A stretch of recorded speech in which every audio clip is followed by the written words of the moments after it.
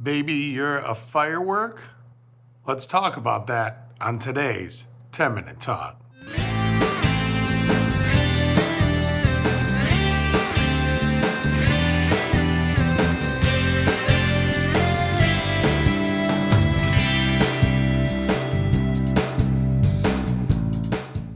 Hey, good morning, everybody, and welcome to today's 10-Minute Talk. My name is Pastor Jay Wentworth. I have the privilege of being the lead pastor here at Spirit Life Church in Yakima, Washington. Hopefully, that is the first and last time you will hear me quote Katy Perry. No hate, just not a fan. So the year was 1997 in Charlevoix, Michigan, a quaint little town in northern Michigan. And they have a beautiful lake in the middle of town that is actually comes off of a small channel coming from Lake Michigan. And every year they have something called the Venetian Festival. And every year they launch fireworks from a boat. Well, something happened in 1997 and the fireworks tipped over and shot directly at the crowd of people on the shore in the park next to the lake. Many were injured, and one person even passed away. And I remember we were not in Charlevoix at that time, which was where my grandma lived. We had been there a few weeks earlier. A few businesses caught on fire. But I just remember how sad it was that had happened, and they were trying to figure out why that happened. And then God just dropped this analogy on me that has to do with parenting and just how life works. And so here's this analogy. So here's the deal. We are like fireworks. And I mean that in this way. When we are born, our fuse is lit. And all of everything we have is in this close, concentrated area. Our life is in this very narrow storyline. We only know our immediate family, our close friends, the people who live near to us. And then as we get older, we begin to travel, we begin to move around. And though we still only have super close relationships with those people that are very near to us, our things that we have learned, that fire in our soul, our knowledge that we have gathered through those paths is beginning to prepare to explode like a firework. And we are going to be open for the world to experience and see.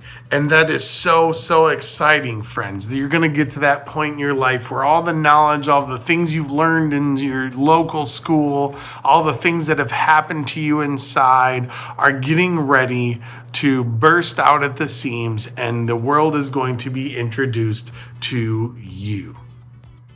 And friends, that is super neat, like a concept like that, where now all these learnings are going to come to fruition. You are going to bear fruit. But here's the issue with that. If you never leave the world, in other words, if you travel horizontally only, it is dangerous for everybody around you, including yourself, including your loved ones. That explosion of all your gifts and talents will come out as fire and brimstone, will come out with damage, will come out harming people. And that's not your intent at all. And some people still may see some beauty in that. You still may have some parts of you that look gorgeous and that look amazing, because I'm sure, and I know this sounds a little crass, but when a firework explodes near the ground, there still are parts of that firework that are beautiful.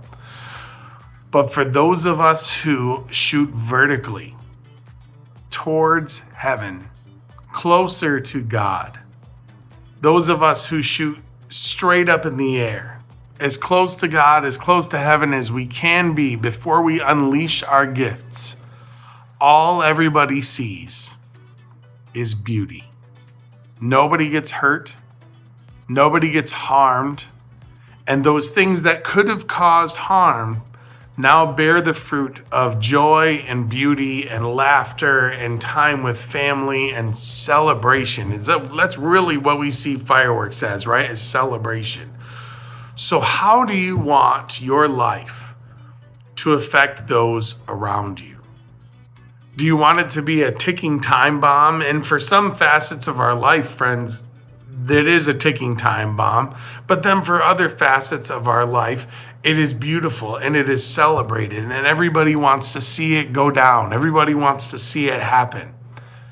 The question is, what parts of our lives, what parts of our rocket, our firework, are going to be closer to God? The more parts that are closer to God, the less damage we cause here on earth, the less harm we cause here on earth. And so I want to navigate, friends, to Psalm 73:28, where it says this: "But for me it is good to be near God.